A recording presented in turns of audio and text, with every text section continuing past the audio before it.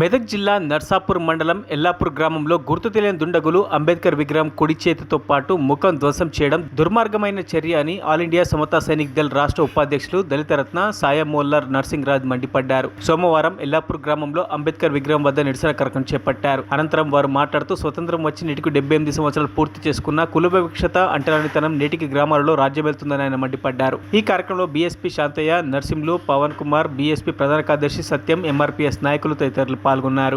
కఠినంగా శిక్షించాలని చెప్పి, అదేవిధంగా అంబేద్కర్ గురించి, అంబేద్కర్ రాజ్యాంగం గురించి చదివిన వాళ్ళైతే ఇలాంటి దుర్మార్గం పనులు చేయరు.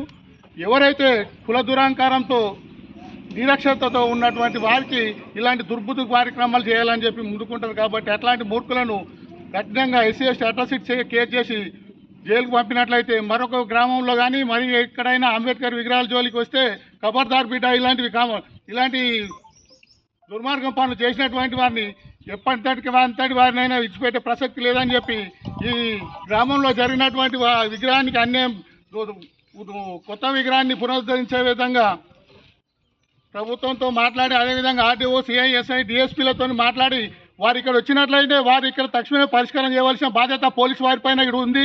వాళ్ళు తక్షణం ఇక్కడ వచ్చి ముసుకేసి వెళ్ళిపోవడం అనేది ఎంతవరకు కరెక్ట్, సమాజం కాదని చెప్పి ఇక్కడ పోలీస్ డిపార్ట్మెంట్ వారిని ఇక్కడ హెచ్చరిస్తూ ఉన్నాం.